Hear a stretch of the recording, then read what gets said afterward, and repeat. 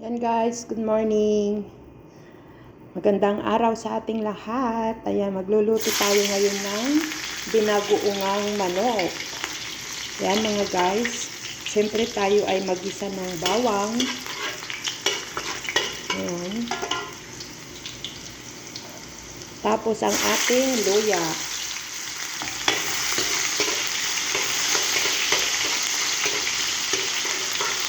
Ayan, marami pong luya para mabango ang ating luto. Saka ang ating sibuyas.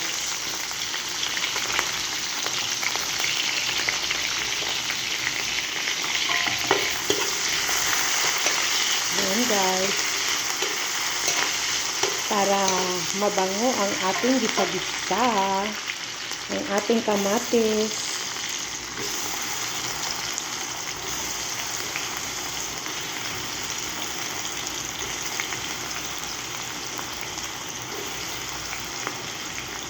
Yan, kailangan pagsama-samahin natin lahat. Yan. Kunting gisa-gisa lang. Guys. Yan, ganyan-ganyan lang. Halo-halo.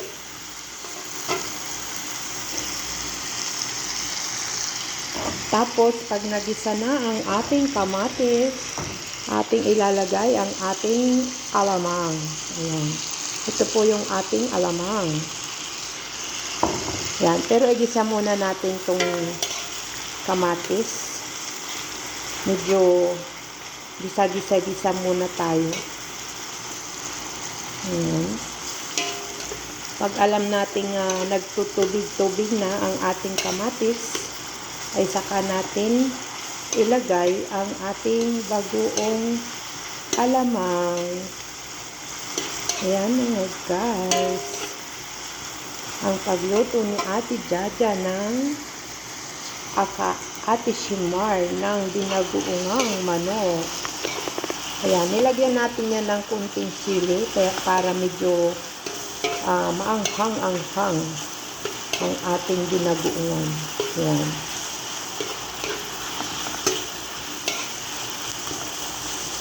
Ayan guys.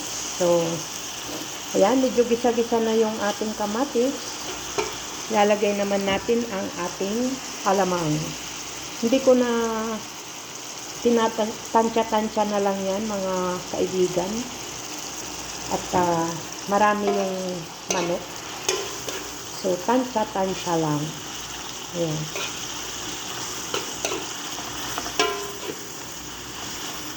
So, gisa-gisa muna. Ayan, nangangamoy ng ating alamang. Naamoy nyo ba mga kamami? Ayan, ang ating alamang. Mabango na siya. Ayan. Pero kunting gisa-gisa pa mga guys. Ayan.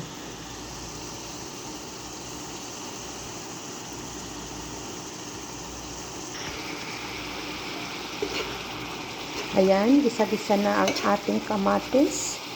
So, dahan-dahan naman nating ilagay ngayon ang ating manok. Ayan. At atin siyang igigisang maigi sa alamang. Ayan.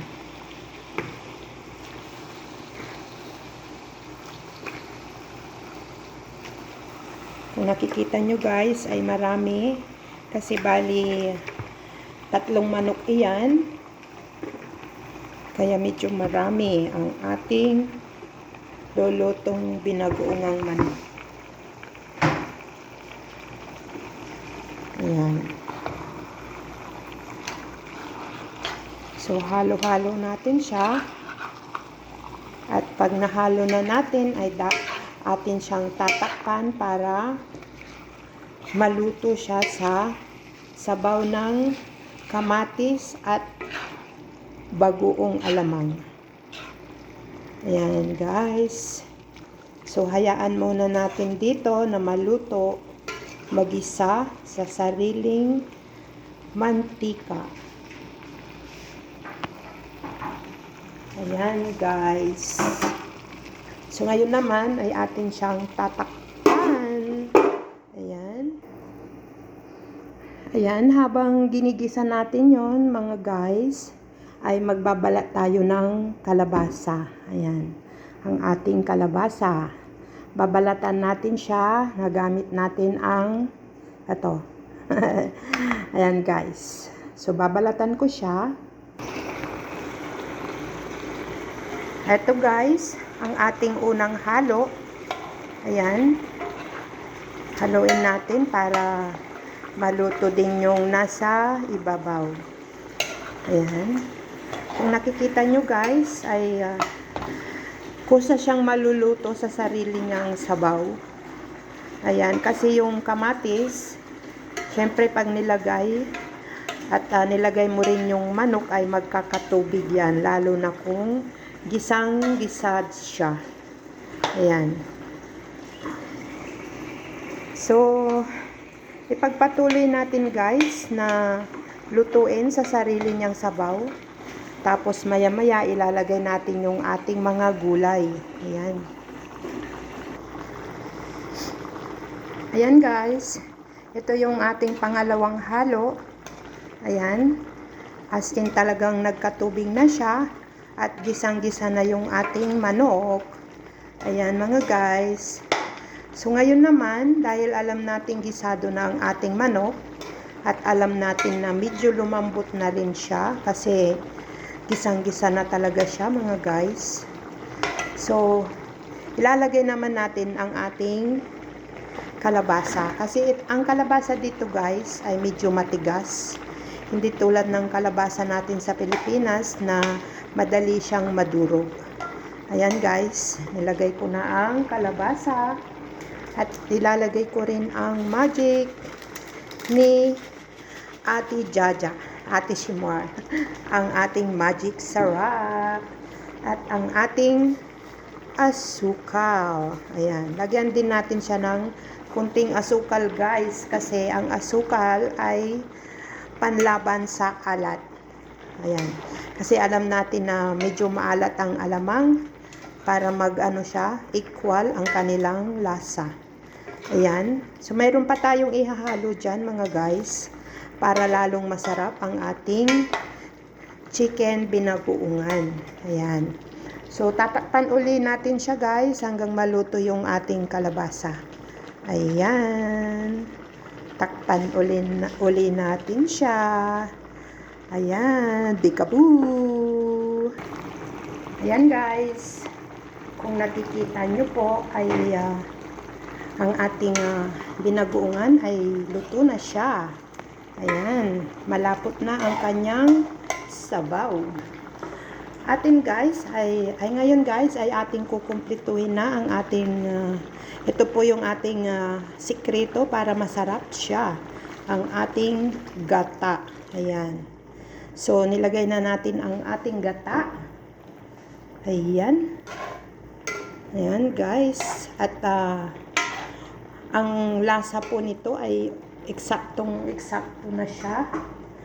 Ang ating last na ilalagay, ang pangkompleto ng ating rekado, ng ating recipe na binagoongan ay ang ating dahong pichay. Ayan. Pag kayo po ay nagbinagoongan guys, para hindi kayo masyadong maano sa manok, lagyan natin siya ng kunting gulay. Ayan. So yung mga anak natin na hindi mahilig sa gulay, tiyak mapapakain sila guys. Ayan, kung nakikita nyo po ay napakaganda ng kulay at dinagdagan pa natin yan ng sili.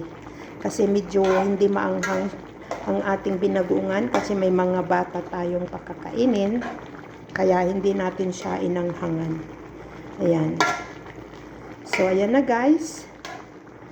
Lulutuin lang natin tong pichay at hindi na natin siya tatakpan para yung gata ay hindi pumunta sa takip. Kung nakikita nyo guys, pag naggata tayo ng gulay at atin siyang tinakpan ay pag kumulo, napupunta lahat sa takip yung kanyang gata. Ayan. So, hindi na natin siya tatakpan guys. Ganyan na lang hanggang maluto ang ating pichay. Ayan.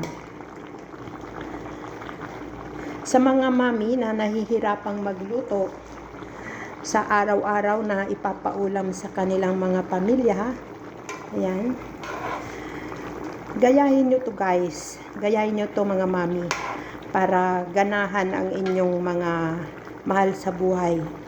Ayan. Masarap yan mga guys. Subukan nyong magluto. At kayo ay mapapawaw sarap. Ayan. So mga guys, thank you for watching Ate Jaja Mendoza sa ating YouTube channel at sa ating Reels ay Shimar Barroso. Ayan mga guys. Ang ating binagoongang manok. Ayan, luto na siya. Ayan. So bye-bye mga guys. Dito na lang ang ating lutong binagoongang manok. Ayan. Bye guys. See you next video.